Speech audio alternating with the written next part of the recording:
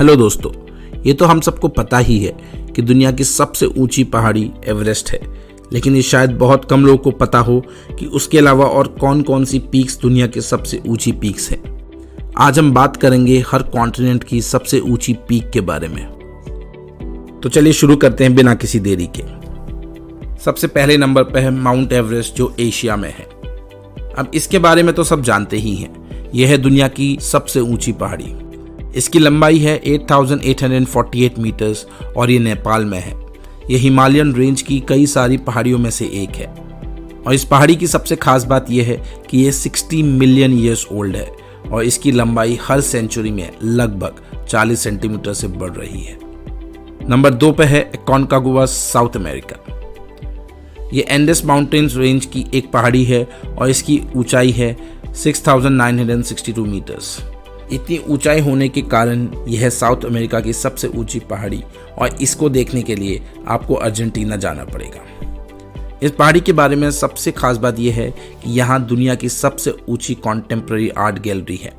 ये प्लाजा दी मुलास नाम के बेस कैंप में है, जो 4,300 मीटर की ऊंचाई पे है। यहाँ पे एक टेंट के अंदर लोकल आर्टिस्ट मिगेल डोरा की पेंटिंग्स रखी गई हैं। नंबर 3 पे है देनाली, नॉर्थ अमेरिका।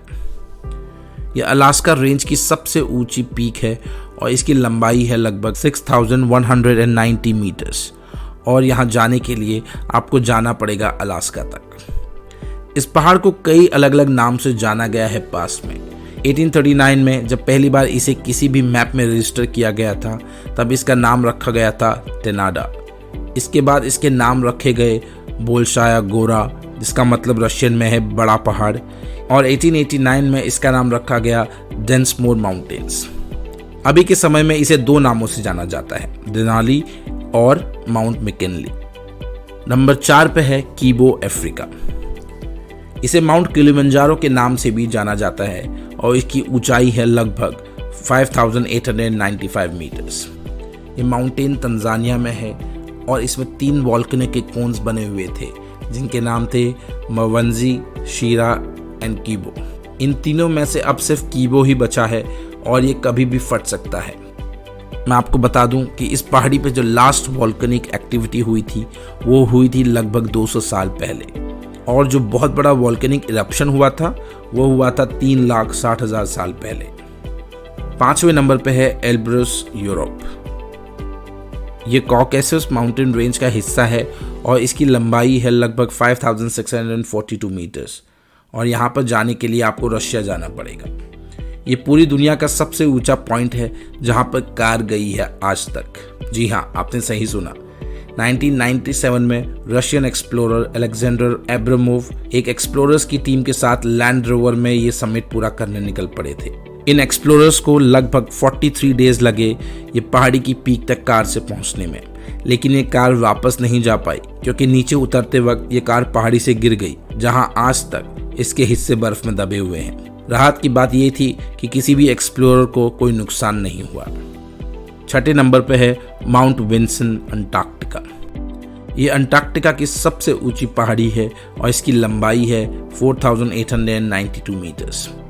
ये साउथ पोल से लगभग 1200 किलोमीटर की दूरी पे है। इस पहाड़ी के एक ऐसे फीचर है जो माउंट एवरेस्ट का एकदम ऑपोजिट है, क्योंकि इसकी हाइट बढ़ने की जगह धीरे धीरे कम हो रही है। 1959 में जब इसे पहली बार नापा गया था, तब इसकी ऊंचाई थी 5,140 मीटर्स। 2004 में जब जीपीएस सर्वे के थ्रू इसकी हाइट नापी गई थी, तब वो थी 4,900 मीटर्स और करंट टाइम में ये 8 मीटर और कम हो चुकी है उससे। 7वें नंबर पे है माउंट कॉजिस्को, ऑस्ट्रेलिया।